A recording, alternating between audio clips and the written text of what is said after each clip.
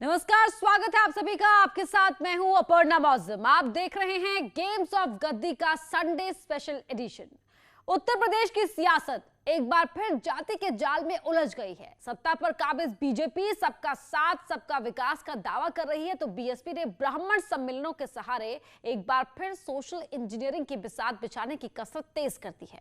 तो वहीं समाजवादी पार्टी भी ब्राह्मण वोट बैंक साधने के लिए अगले महीने से ब्राह्मण सम्मेलन करने का ऐलान कर चुकी है। यानी चुनावी साल में ब्राह्मणों को अपने साथ लाने के लिए सभी दल पूरा दम लगा रहे हैं। इसके साथ ही जुबानी जंग भी हावी है।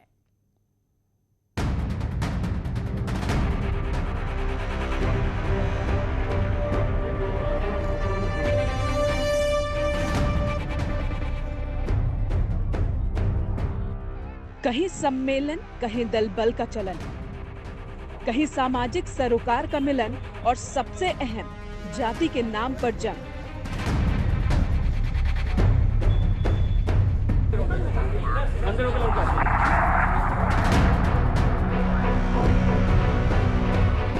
उत्तर प्रदेश में विधानसभा चुनाव से पहले कुछ ऐसी ही हलचल है। राजनीतिक दल अपना दम दिखाने के लिए हर वो जतन कर रहे हैं जिससे जीत मिल सके और 2022 में सरकार बनाने का सपना साकार हो सके। उत्तर प्रदेश में सत्ता के शिखर तक पहुंचने के लिए हर राजनीतिक पार्टी एड़ी चोटी का जोर लगा रही है। फिर चाहे सत्ता के केंद्र में बैठी बीजेपी हो या फिर विपक्ष में बैठी हुई राजनीतिक पार्टियां, उत्तर प्रदेश के हर धर्म के हर वर्ग को अपनी पार्टी के पाले में लाने के लिए हर तरह की सियासी गणित बिठाई जा रही है। लेकिन इस बार सत्ता के केंद्र में ब्राह्मण है।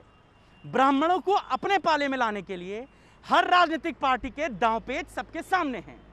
लेकिन ब्राह्मण इस विधानसभा चुनाव में किस राजनीतिक पार्टी की तरफ रुख करेगा, इस शतरंज की बिसात का सबको इंतजार है। जातिगत समीकरण बनाकर चुनाव जीतने की पुरानी परिपाटी रही है और लोकतंत्र में हर कोई सत्ता पाने का ये मंत्र इस्तेमाल करना भी चाहता है।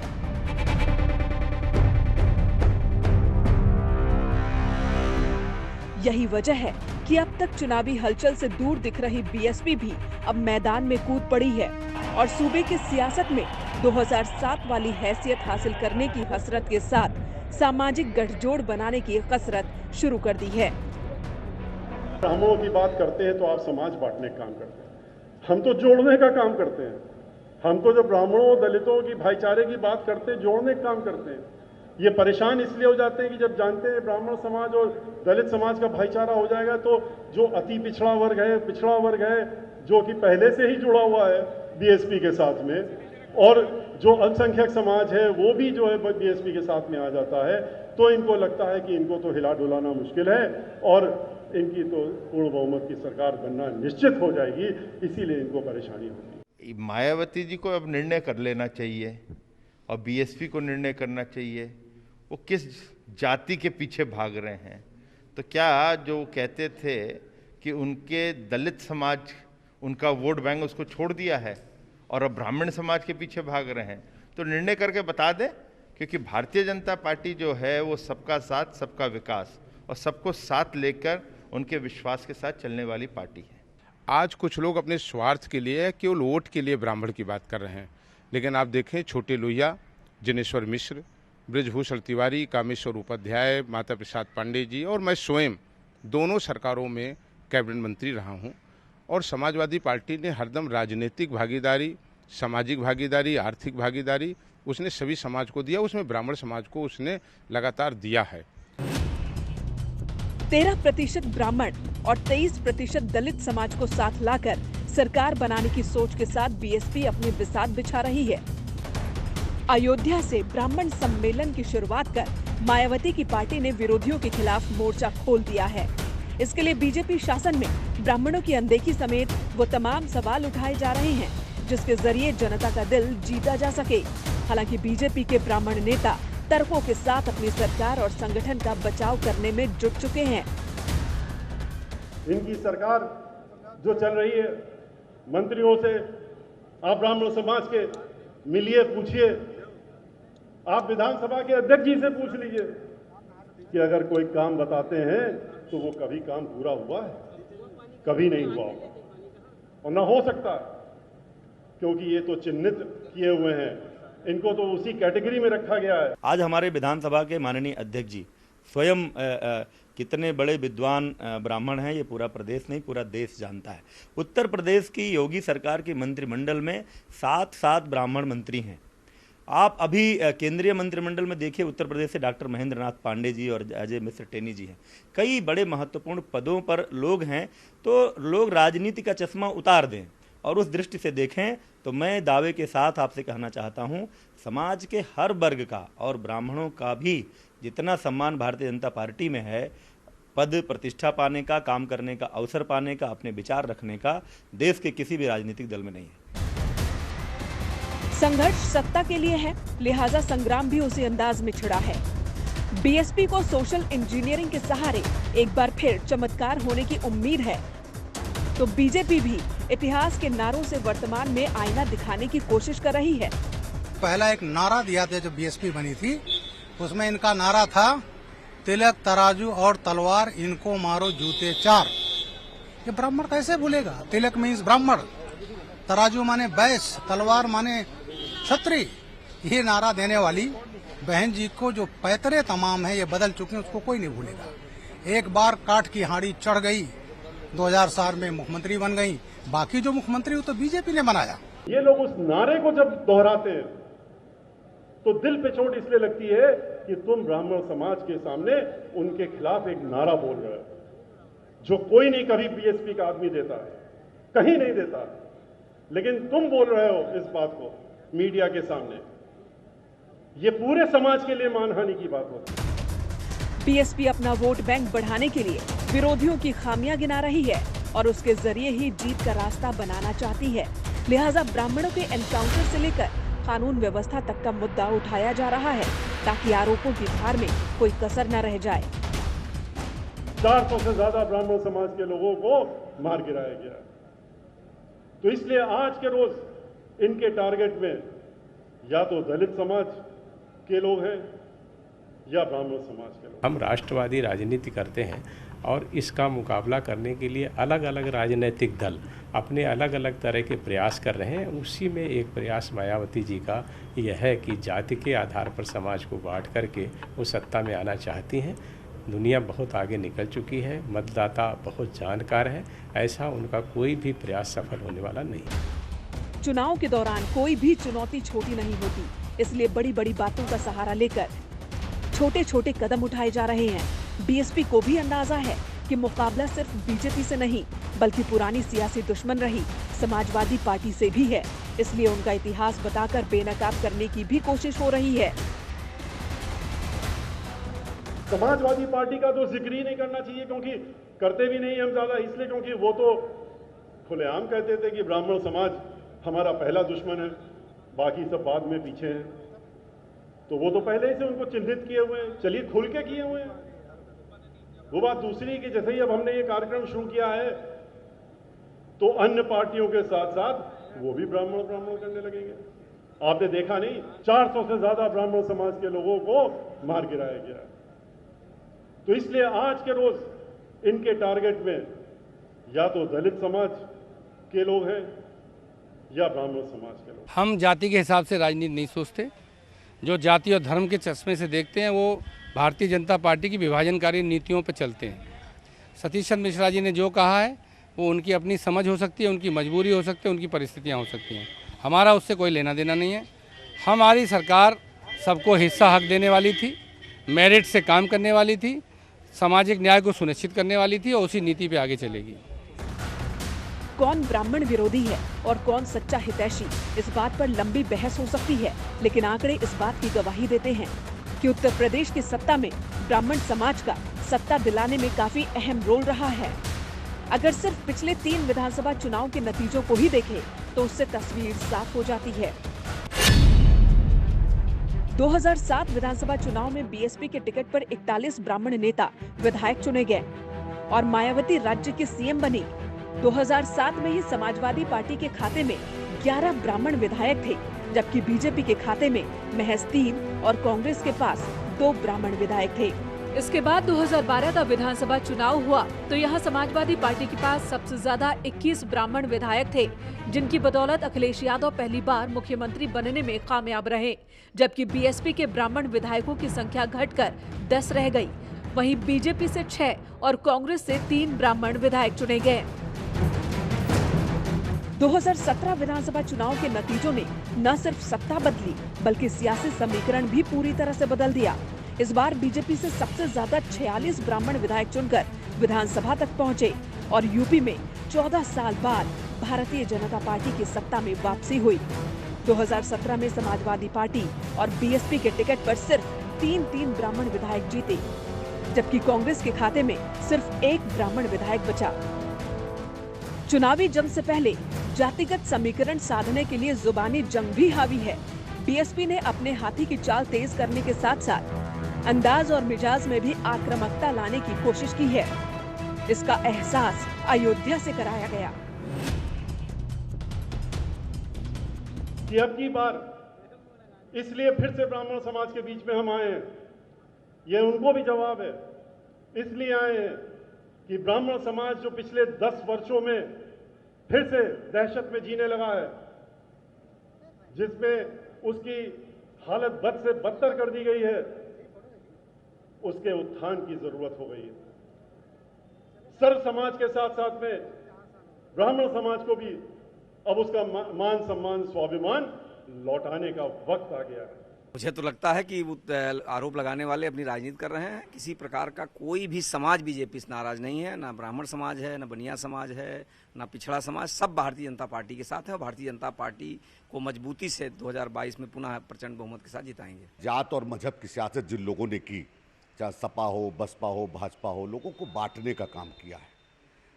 किसी भी वर्ग को आज मुझे बता दीजिए, उत्तर प्रदेश में सबसे ज्यादा दलितों पर अत्याचार हुए, सबसे ज्यादा पिछड़ों पर अत्याचार हुए, सबसे ज्यादा अल्पसंख्यकों पर अत्याचार हुए, ब्राह्मणों पत्रकारों की हत्याएं हुई। ये किसकी जवाबदेही है?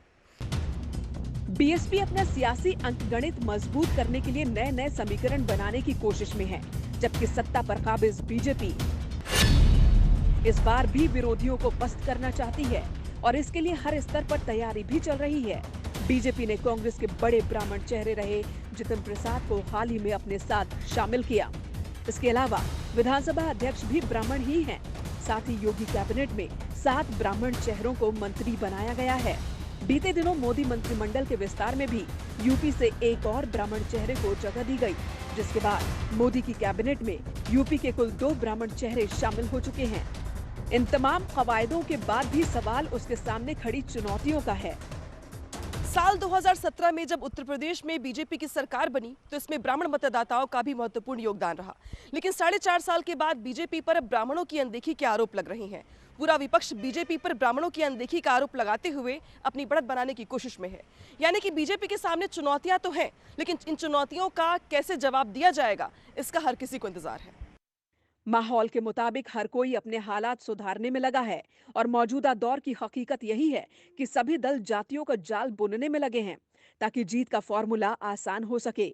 इतिहास बताता है कि यूपी की राजनीति में आजादी के बाद से ही ब्राह्मणों का दबदबा रहा है। यही वजह है कि 1989 तक उत्तर प्रदेश में 6 ब्राह्मण मुख्यमंत्री बने। इस दौर में कांग्रेस का एक छत्र राज था, मगर 1990 में मंडल आंदोलन के बाद यूपी में कोई भी ब्राह्मण सीएम नहीं बन पाया। इसकी सबसे बड़ी वजह देश के सबसे बड़े सूबे की सियासत का दलित, पिछड़े और मुस्लिमों पर केंद्रित होना रही। यही सिलसिला 2007 तक चलता रहा, मगर 2007 में मायावती ने सोशल इंजीनियरिंग के दौरान एक बार फिर ब्राह्मण वोटों को महत्व दिया, जिसके बाद सभी दलों को अपनी रणनीति बदलनी पड़ी। हालांकि कांग्रेस को अब तक इसमें कोई सफलता नहीं मिली है। यूपी में तमाम राजनीतिक दलों को ब्राह्मण समाज की अहमियत का एहसास है, इसलिए बिसात भी उसी हिसाब से बिछाई जा रही है।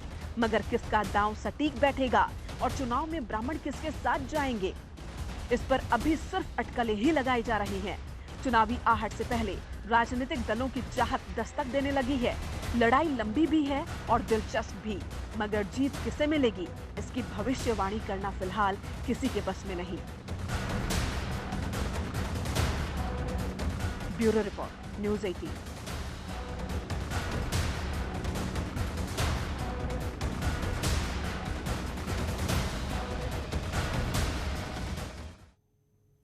ब्राह्मण ही नहीं, भगवान के नाम पर भी वोट जुटाने की जद्दोजहद चल रही है।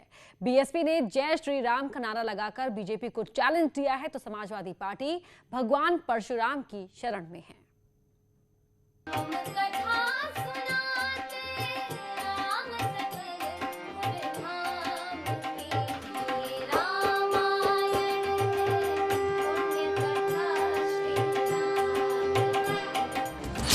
उत्तर प्रदेश की विधानसभा चुनाव से पहले भगवान राम एक बार फिर से सियासत के केंद्र में है। बीजेपी तो हमेशा से ही राम नाम को आधार बनाकर आगे बढ़ती रही है, मगर अब तो बीएसपी भी राम की शरण में है और उनके सहारे सियासत साधने में जुटी हुई है। अगर भारतीय जनता पार्टी ये सोचती है कि भगवान श्री राम उनके हैं, तो इससे आज संकीर्ण सोच। भगवान श्री राम सबके हैं और भगवान श्री राम जितने उनके हैं शायद उनसे ज़्यादा हम लोगों के हैं, हमारे हैं। हम लोग तो पता नहीं वो करते भी हैं कि नहीं। हम लोग तो सुबह उठ के पहले पूजा करते हैं, पाठ करते हैं, उसके बाद घर अपना आगे काम शुरू करते हैं। लेकिन हम लोग, अफसोस होता है जब लोग भगवान श्री राम को भी राजनीति में लाते हैं। चुनावों के लिए जातियों को अपने साथ जोड़ने की जंग के बीच भगवान राम को अपना बताने की भी होड़ लगी है। बात चाहे कुछ भी कही जा रही हो, लेकिन मकसद तो सत्ता को पाने का ही है। इसीलिए एक दूसरे के इरादों पर सवाल उठाने में भी कोई कसर नहीं छोड़ रहा। और अगर हम प्रभु राम और हनुमान जी की दर्शन करके और इस कार्य के लिए निकले हैं, तो इनके पेट में क्यों दर्द हो रहा है? ये कोई नई चीज नहीं है, हम तो कई बार आए हैं यहाँ पे। हम अपने घर में रोजाना पूजा करते हैं।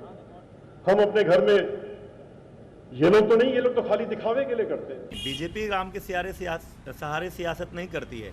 ये तो जो लोग अयोध्या में खड़े होकर के सियासत की बातें कर रहे हैं वो कर रहे हैं। भारतीय जनता पार्टी ने अपने स्थापना काल से ही अपने कई अधिवेशनों में लगातार ये संकल्प पारित किया और ये कहा था कि अयोध्या में भगवान श्री राम की जन्मभूमि पर भव्य मंदिर का निर्माण, समान नागरिक संहिता और जम्मू कश्मीर में अनुच्छेद 370 को हटाना, ये हमारे लिए एक संकल्प है, हमारे लिए राजनीति का विषय नहीं है। भगवान राम यूं तो सबके हैं, लेकिन सियासत में मेरे राम तेरे राम की कहानी कभी खत्म ही नहीं होती। इसीलिए अब बीएसपी ने भी सत्ता में आने पर राम मंदिर का निर्माण तेज करने का दावा कर दिया है। वहीं ब्राह्मण समाज को साधने के लिए समाजवादी पार्टी 2 साल पहले ही भगवान परशुराम का नाम जप रही है। सियासत के जानकार इस बात को पूरी तरह से मानते हैं कि उत्तर प्रदेश में सत्ता के करीब अगर आना है तो ब्राह्मण वोट बैंक को भी साधना बेहद ज़रूरी है।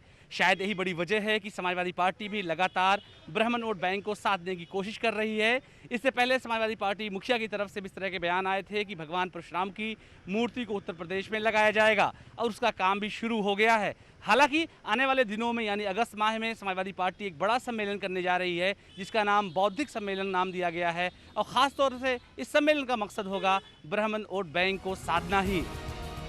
बीजेपी तो हमेशा से ही हिंदुत्व की राजनीति करती रही है, मगर बदले हुए सियासी हालात में विपक्ष भी अपनी रणनीति में बदलाव के साथ सबको जोड़ने में लगा है। यही वजह है कि परशुराम के मंदिर बनाने और मूर्तियां लगाने की भी होड़ लगी है। तो हम लोगों ने फिर इसलिए सोचा कि बनाना तो है ही, तो क्यों ना बना दिया जाए। हम लोगों ने यहाँ अकबरपुर में कार्यक्रम भी कराया था, भूमि पूजन भी हुआ था, आज भी पत्थर लगा हुआ है पार्क का, लेकिन तब मंदिर का उद्देश्य नहीं था। लेकिन हम लोग अपनी ज़मीन इस पर दे रहे हैं और इस पर बहुत सा बड़ी मूर्ति भी लगेगी, 20 फीट ऊंची मूर्ति लगेगी। समाजवादी पार्टी अकेली पार्टी है जो लगातार पिछले बहुत वक्त से, लंबे वक्त से इस पर लगातार काम कर रही है। हम लोगों ने कई जिलों में ऑलरेडी भगवान परशुराम के मंदिर बना लिए हैं। मैंने, जहां तक हमारी बात है, प्रतिमाएं स्थापित करने की बात है, भगवान की 108 फीट की प्रतिमा की घोषणा हम बहुत पहले कर चुके हैं, उसको हर लेवल पे सपोर्ट दे चुका है। तो मुझे लगता है कि अब इन चीज़ों से मुझे कोई भी हो वो बहकने वाला नहीं है, उसे पता है कि सच्चा हितैषी कौन है। चुनाव में जीत हासिल करने के लिए सभी दल जातिगत, सामाजिक और धार्मिक मुद्दों को अपनाने की जद्दोजहद में हैं। वोट बैंक का बैलेंस गड़बड़ा न जाए, इसके लिए अभी से ही हिसाब किताब दुरुस्त किया जा रहा है। यही वजह है कि भगवान का सहारा भी लिया जा रहा है। मगर लोकतंत्र में सबसे अहम भूमिका जनता की होती है और जनता ही तय करेगी कि अगले 5 साल तक सरकार चलाने का मौका किसे मिलेगा। Bureau report, news 18। जाति के जाल वाली सियासत में निषाद वोटर पर डोरे डालने की भी जंग चल रही है। निषाद पार्टी बीजेपी के साथ मिलकर 2022 में सत्ता के सपने देख रही है, तो बिहार की विकासशील इंसान पार्टी भी यूपी में अपने राजनीतिक विकास का ख्वाब देख रही है। इसके लिए उस फूलन देवी का सहारा लेने में भी कसर नहीं छोड़ी जा रही, जिसकी हत्या 20 साल पहले हो चुकी है।